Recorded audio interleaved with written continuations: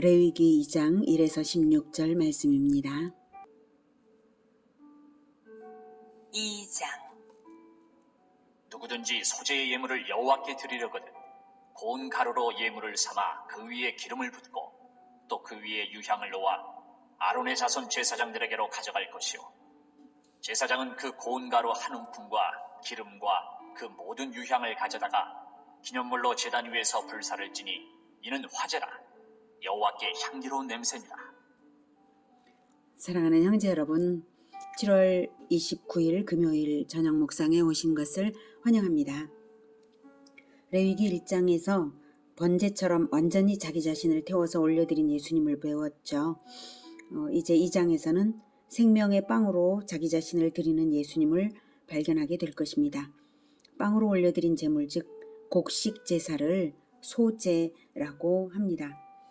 먼저 제사 제도가 왜 있는가 하면 하나님이 제사 제도를 은혜로 주신 것인데요. 하나님께 나아가는 유일한 방법을 제시하신 것이 바로 제사 제도입니다. 하나님을 만나지 않으면 천국에 들어갈 수가 없는데요. 죄인을 하나님이 만나주시지 않죠. 그러나 하나님은 선택한 백성 이스라엘에게만은 은혜를 베푸셔서 성막을 짓게 하시고 성막에서 제사를 드리면 하나님이 받으시고 죄를 사해 주시고 복을 주시는 것입니다. 구약시대에는 그렇습니다. 제사에는 5가지가 있는데 지난주에는 오늘 아침에는 첫 번째로 번제를 배웠죠. 번제란 헌제자를 대표하는 짐승 제물을 가죽을 제외하고 완전히 불태워 올려드리는 제사인데요. 헌신을 의미한다고 했습니다.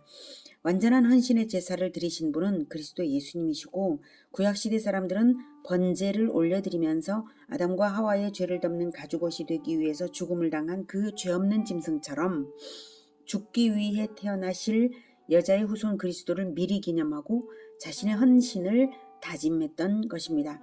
믿음으로 오실 그리스도를 기념한 것입니다. 예수 그리스도의 헌신이 없다면 구원이 애초에 없으므로 가장 먼저 그리스도의 헌신을 상징하는 번제가 레위기 1장에 나왔습니다. 이로써 죄 없는 자의 죽음이 없이는 죄인이 생명을 얻을 수 없다는 것을 알게 하신 것입니다. 히브리서 9장 22절에 피 흘림이 없은즉 사함이 없느니라 라고 하셨죠. 제사는 죄 없는 짐승의 피 흘림의 섬김입니다. 구약시대에도 신약시대에도 하나님께 나아가는 유일한 방법은 죄 없는 그리스도의 보혈로서 드리는 예배입니다. 제사는 그리스도의 보혈로서 올려드리는 예배입니다. 레위기 2장의 소제는 예수님의 헌신이 어떤 방식으로 어떻게 힘써 자기를 드리셨는지를 보여줍니다. 1절 누구든지 소제의 예물을 여호와께 드리려거든. 먼저 소제란 본디소자를 쓰는데요.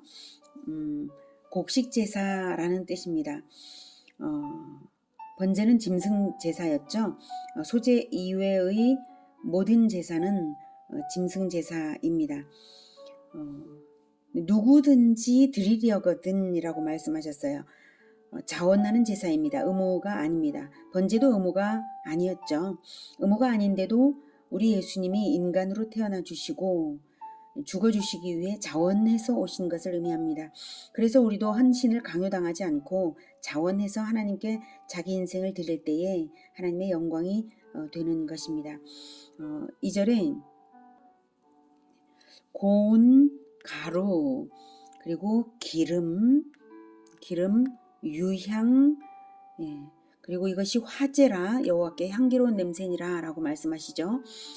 자발성만 있다고 다는 아닌 거예요. 고운 가루가 되어야 하고 기름을 부어야 하고 향기로운 유향이 깃들여져야 합니다. 먼저 고운 가루는 곡식을 빻아서 가루를 낼 뿐만 아니라 체에 걸러서 입자가 고운 것만 남겨놓은 것입니다.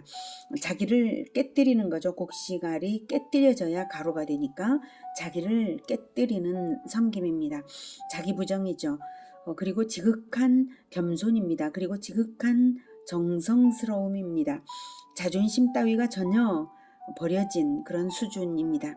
이쪽 뺨을 한 대 맞으면 저쪽 뺨도 때려달라고 돌려대는 그런 수준이죠. 예수님은 자기 자신을 생명 양식으로 드리기 위해 완전히 자기를 갈아 넣으셨습니다. 아니라면 물 위를 걸으시고 폭풍도 잠잠케 하신 그 전능하신 하나님의 아들이 십자가에서 내려와서 나쁜 놈들 따귀에 한 대씩이라도 왜 안 때리겠습니까? 왜 때릴 수 없으셨겠습니까? 예, 능력이 없어서가 아니라 자기 자신을 부인하셨기 때문에 그걸 다 받으신 것입니다. 발가벗겨지고 얼굴에 침뱉음을 당하는 치욕을 왜 참으셨겠습니까? 자기를 부인한 것입니다. 골고다 언덕을 십자가를 지고 올라가실 때 여러 번 쓰러지시면서도 하나님의 능력을 사용하지 않으셨습니다. 내 능력을 보여주마 이러지 않으셨습니다. 예수님은 로마 병사의 가죽 채찍을 맞으셨는데요. 그 당시 가죽 채찍은 수십 가닥의 따은 가죽에 쇠구슬과 쇠조각과 뼈조각을 끼워서 만든 것이었습니다. 그런 것으로 치면 쇠조각이 살 속에 박히고 살을 갈갈이 찢어 놓는 것입니다. 그렇게 혹독한 매를 맞으셨기에 십자가의 무게를 이기지 못하고 자꾸자꾸 쓰러지셨던 것입니다. 예수님은 정말로 자기 살을 찢어서 우리의 생명 양식으로 주시기 위해서 하나님께 올려드린 것입니다. 자기를 소재처럼 갈아 넣으신 것입니다. 우리도 하나님께 나를 드린다고 할 때 나를 부인하는 고운 가루가 반드시 되어야 합니다. 자존심, 자기 자랑, 교만 이런 것이 끼면 하나님이 안 받으십니다.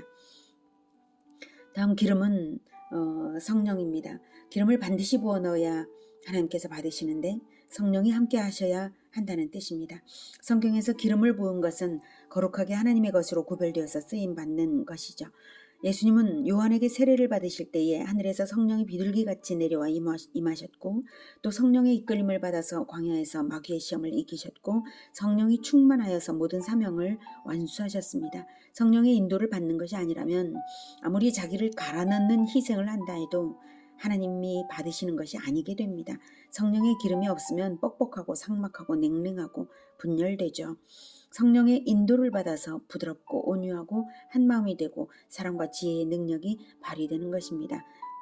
반드시 성령이 있어야 받으시는 소재가 됩니다. 다음은 유향입니다. 유향이 반드시 있어야 하는 것이고 유향은 유향나무에서 채취한 수지인데요. 불에 태우면 아름다운 향기를 발산합니다.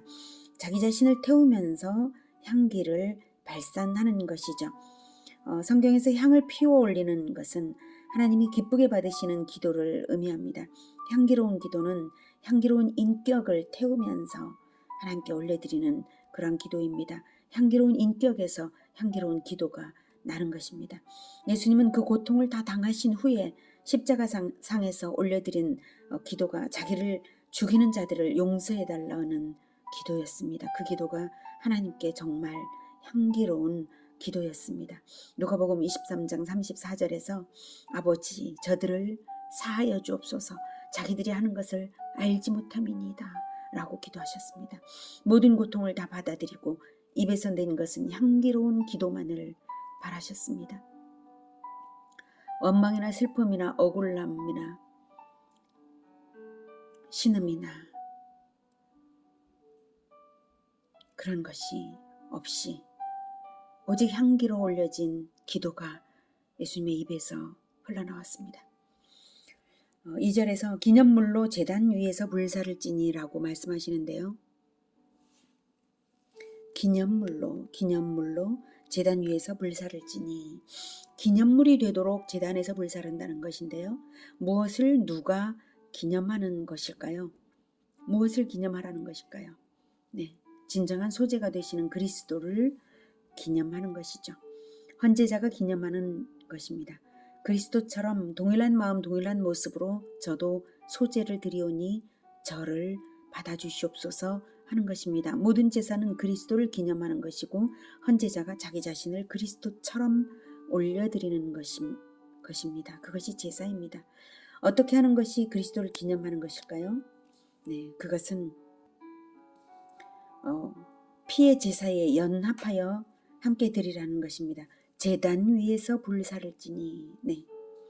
피의 제사에 연합한다는 것, 보혈을 기념하는 정결한 짐승의 피의 제사와 함께 드리는 것이 바로 그리스도를 기념해 드리는 것입니다. 소지만으로 안 되고요. 피 흘림이 없은즉 사함이 없느니라라고 했습니다. 정결한 자의 피가 흘려져야 죄사함을 받고 피 없이는 성소에 못 들어갑니다. 그래서 소제도 반드시 피와 함께 드려져야 합니다. 그래서 소제는 다른 제사와 결합해서 드립니다. 소제만 드리지 않습니다. 그래서 제단에서 불사를 하는 것이 바로 그것입니다. 제단은 번제단인데요. 나중에 보시면 아실 텐데요. 번제단의 불은 절대로 단 한 번도 꺼뜨리지 않고요.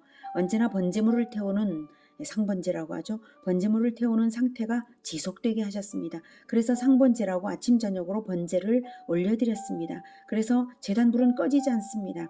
바로 그 제단에서 불사르는 것 자체가 번제와 함께 드려지도록 피의 제사가 되는 거죠. 소제도 피의 제사가 되는 겁니다. 제단에서 불사르라고 하신 것이죠.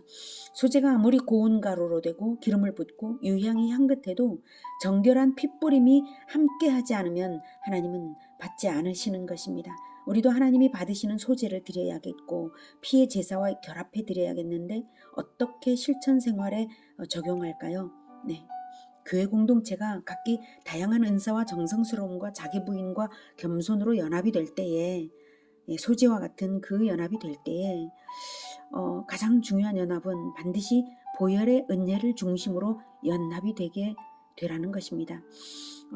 교회 지도자는 늘 가르침에 보혈의 은혜를 깨닫도록 성경의 진리를 가르치고 보혈의 공로로 구원받는 복음을 세상에 전하는 복음잔치에 성도들의 정성을 다하는 드림과 섬김이 연합되도록 해야 하겠습니다. 보혈이 늘 있어야 되겠습니다.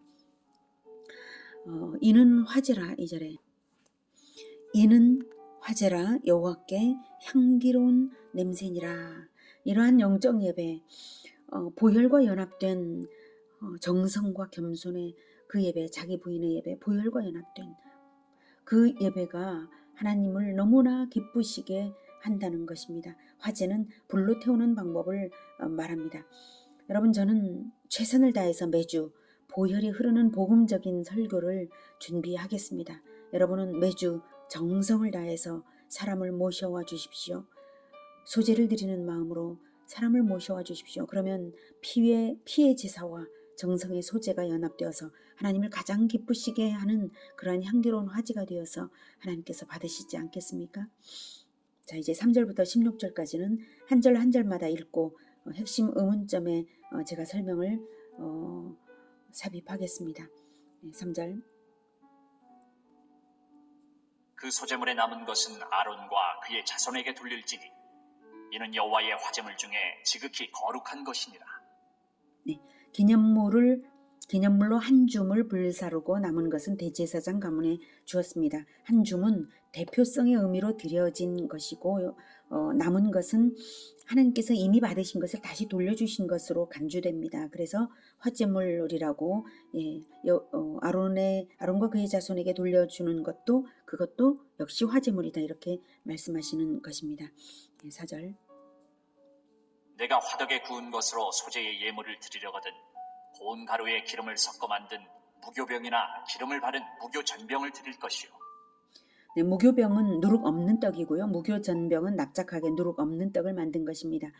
3절까지는 가루로 드리는 소제인데요. 여기서부터는 요리해서 드리는 소제입니다. 소제는 소제지만 요리 방법을 달리한 것이죠. 네, 5절. 철판에 붙인 것으로 소제의 예물을 드리려거든 고운 가루에 누룩을 넣지 말고 기름을 섞어.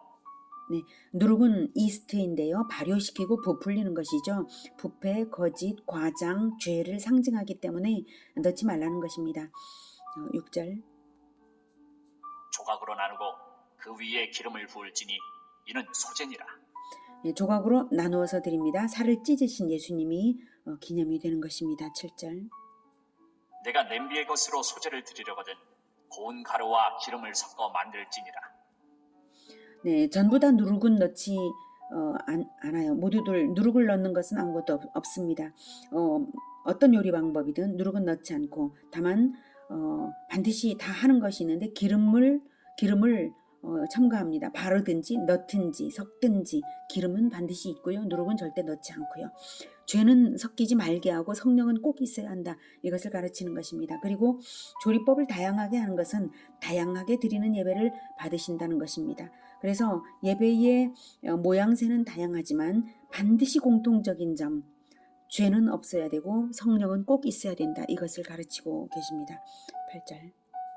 너는 이것들로 만든 소재물을 여호와께로 가져다가 제사장에게 줄 것이요 제사장은 그것을 제단으로 가져가서 네, 소재물의 준비와 조리하는 과정은 전부 제사장이 아니라 헌제자가 합니다. 제사장은 헌제자의 것을 받아서 제단에 불사르는 일만 하는 것이죠. 9절. 그 소재물 중에서 기념할 것을 가져다가 제단 위에서 불사를지니 이는 화제라 여호와께 향기로운 냄새니라.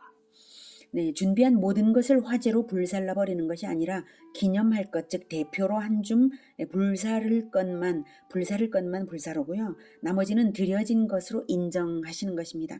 드려졌다. 이미 불사른 것으로 대표되었기 때문에 드려진 것으로 간주되는 것입니다. 향기로운 냄새 강조하시느라 향기로운 냄새니라 반복되고 있고요. 10절. 소재물에 남은 것은 아론과 그의 아들들에게 돌릴지니 이는 여호와의 화제물 중에 지극히 거룩한 것이니라. 네, 불사르고 남은 것은 제사장의 몫입니다. 하나님께 이미 드려진 것으로 간주되고 제사장에게 하나님이 주시는 것입니다. 11절. 너희가 여호와께 드리는 모든 소재물에는 누룩을 넣지 말지니 너희가 누룩이나 꿀을 여호와께 화제로 드려 사르지 못할지니라. 네, 아까 누룩을 넣지만 않는 이유는 죄를 상징하기 때문이고요. 꿀은 달콤한 유혹이나 세속성을 상징하기 때문에 넣지 말라는 것입니다. 하나님께 드리는데 하나님을 유혹해서 달래려는 시도를 가지고 해서는 안 된다는 그런 뜻이죠. 그런 걸 의미하니까. 그래서 정직한 진정성으로만 드려야 하는 것입니다. 12절. 처음 익은 것으로는 그것을 여호와께 드릴지나 향기로운 냄새를 위하여는 제단에 올리지 말지며. 네, 첫 추수한 곡식 소재로는 누룩과 꿀을 넣어도 좋다고 하십니다. 하지만 이 경우에도 제사장의 음식으로만 누룩과 꿀도 넣을 수 있도록 허용이 된 것일 뿐이고요. 향기로운 냄새를 위하는 그러한 제단에 올리는 소재로는 누룩과 꿀을 넣지 말라고 하십니다. 13절. 내 모든 소재물에 소금을 치라. 내 하나님의 언약의 소금을 내 소재에 빼지 못할지니 내 모든 예물에 소금을 드릴지니라. 소금은 부패를 방지하는 것이어서 불변함과 영원함을 의미합니다. 그래서 언약은 변치 않고 반드시 성취되므로 언약의 소금이라고 하고 소재뿐만 아니라 모든 제물에 소금을 사용합니다. 14절. 너는 첫 이삭의 소재를 여호와께 드리거든 첫 이삭을 볶아 찌은 것으로 내 소재를 삼되. 네, 첫 이삭을 드리는 것은 모든 것의 주인이 하나님이시니까 그 대표되는 처음 것을 드린다는 의미가 있습니다. 15절. 그 위에 기름을 붓고 그 위에 유향을 더할지니 이는 소재니라. 네, 첫 이삭의 규례도 앞에 소재들과 동의를 하고요. 16절. 제사장은 찌은 곡식과 기름을 모든 유향과 함께 기념물로 불사를지니 이는 여호와께 드리는 화제니라. 네, 앞에 소재 규례와 똑같습니다. 처음 것이라는 의미도 그리스도를 기념하는 의미입니다. 소재도 그리스도, 처음 것도 그리스도. 자, 소재는 지극한 겸손과 지극한 자기부정, 지극한 정성으로 올려드리되 보혈을 기념하며 함께 연합하여 올려드리는 예배입니다. 우리 인생이 구원받았다면 우리 인생에 늘 보혈이 흐르는 것이고 우리가 예수님을 따라 소재가 되는 인생입니다. 그래서 소재처럼 살되 또한 연합을 통해서 하나님께 올려드려야 하겠습니다. 가인과 아벨의 제사에서 아벨의 제사는 어린 양과 양의 첫 새끼와 양의 첫 새끼와 그 기름으로 드렸죠. 가인의 제사는 농산물이었습니다. 소재였죠. 그런데 아벨은 가인과 함께 드리기 위해서 기다렸다가 동일한 날에 드렸는데, 근데 가인은 아벨과 함께 드리지를 않았어요. 각기 따로따로 한 제단에 함께 드리지를 않고요. 따로따로. 왜 따로따로였겠습니까? 가인이 자기 마음대로 따로따로 한 거죠. 네, 아벨은 그때까지 기다렸었는데 결국 제사는 함께 드리지를 못했어요. 그래서 따로따로 드려진 그 예배를 하나님께서는 합당한 예배만, 아벨의 예배는 합당했기 때문에 받으셨고 가인의 예배는 합당치 않았기 때문에 안 받으셨어요. 만약 그때 가인이 형제 사랑의 마음으로 함께 연합해서 아벨의 제사, 그 피가 있는 번제의 제사, 그 제사와 함께 연합해서 드렸다면 하나님께서 가인의 예배도 함께 받으셨을 것입니다. 물론 가인의 제사를 받지 않은 이유가 그런 형식 때문이 아니라 가인 자체가 하나님께 합당치 못했기 때문에 하나님께서 안 받으셨지만, 어쨌든 연합이 될 때 하나님께서는 그 형제의 섬김을 보시고 또한 하나님께서 긍휼을 베풀어 주실 기회를 또한 베푸시지 않겠습니까? 저는 그렇게 생각을 합니다. 그런데 그렇지 못했던 거죠, 가인은. 그래서 제사도 연합해서 드리지를 않았고 결국 하나님께서 받으심이 되지 못했던 것입니다. 자, 오늘 소제가 연합해서 드리는 제사다. 반드시 연합해서 보혈을 기념하는 제사와 함께 연합하여 올려드려야 된다. 이것을 보여주셨습니다.